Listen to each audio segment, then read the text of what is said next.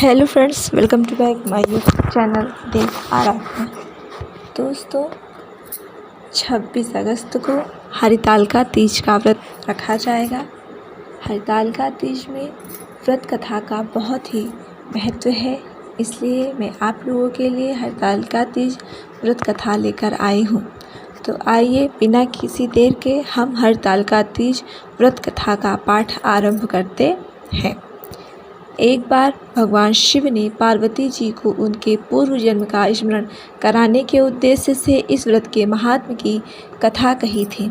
श्री भोले शंकर बोले, हे गौरी, पर्वतराज हिमालय पर स्थित गंगा के तट पर तुमने अपनी बाल्यावस्था में 12 वर्षों तक अधोमुखी होकर घोर तप किया था।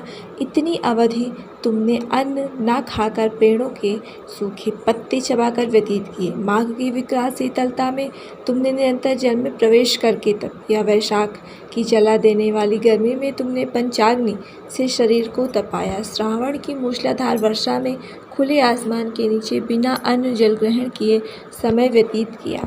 तुम्हारे पिता तुम्हारी कष्ट साध्य तपस्या को देखकर बड़े दुखी होते थे, उन्हें बड़ा क्लेश होता था। तब एक दिन तुम्हारी तपस्या तथा पिता के क्लेश को देखकर नारद जी तुम्हारे घर पधारे। तुम्हारे पिता ने हृदय से अतिथि सत्कार करके उनके आने का कारण पूछा। नारद जी ने कहा, गिरिराज, मैं भगवान विष्णु के भेजने पर यहाँ उपस्थित हुआ हूँ। आपकी कन्या ने बड़ा कठोर तप किया है, इससे प्रसन्न होकर वे आपकी सुपुत्री से विवाह करना चाहते हैं। इस संदर्भ में आपकी राय जानना चाहता हूँ। नारद जी की बात सुनकर गिरिराज गदगद हो उठे।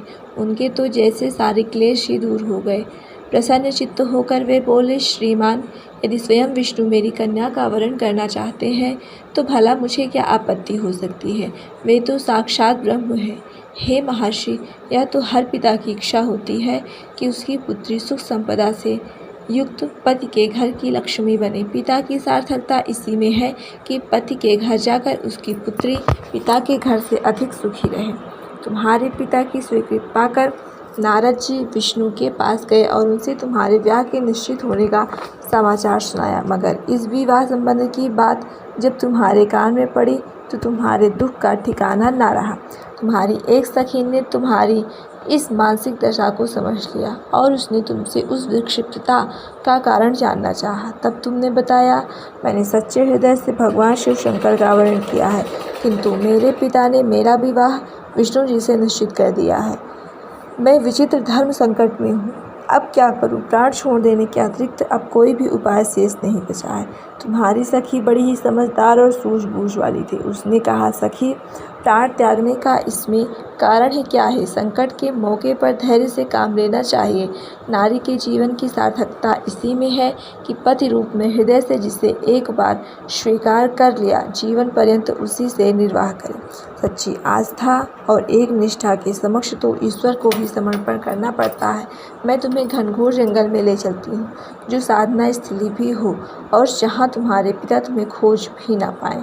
वहाँ तुम साधना में लीन हो जाना। मुझे विश्वास है कि ईश्वर अवश्य ही तुम्हारी सहायता करेंगे।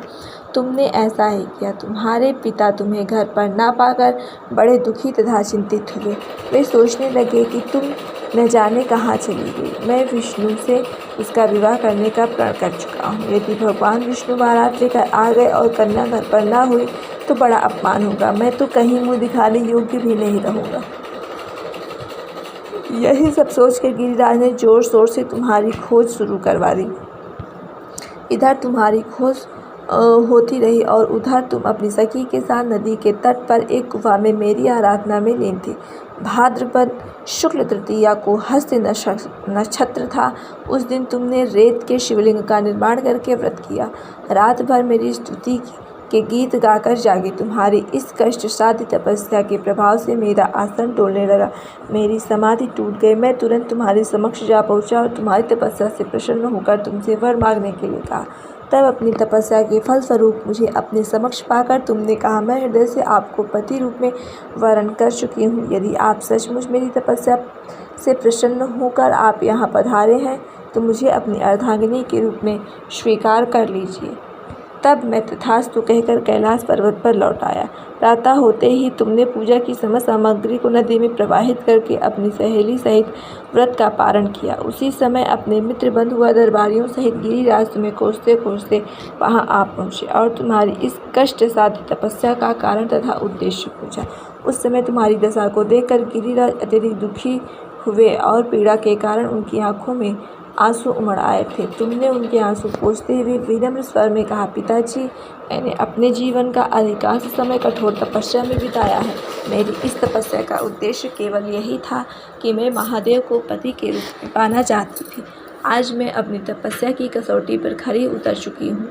आप क्योंकि विष्णु जी से मेरा विवाह करने का निर्णय ले चुके थे, इसलिए मैं अपने आराध्य की खोज में घर छोड़कर चली गई। अब मैं आपके साथ इसी शर्त पर घर आऊँगी कि आप मेरा विवाह विष्णु जी से ना करके महादेव जी से करेंगे। गिरिराज मान गए और तुम्हें घर ले गए। कुछ समय के पश्चात शास्त्रोक्त विधि विधान पूर्वक उन्होंने हम दोनों को विवाह सूत्र में बांध दिया। हे पार्वती, भाद्रपद की शुक्ल तृतीया को तुमने मेरी याचना करके जो व्रत किया था, उसी के फलस्वरूप मेरा तुमसे विवाह हो सका। इसका महत्व यह है कि मैं इस व्रत को करने वाली कुंवारियों को मनोवांछित फल देता हूँ। इसलिए सौभाग्य की इच्छा करने वाली प्रत्येक युवती को यह व्रत पूरी एक निष्ठा तथा आस्था के साथ करना चाहिए।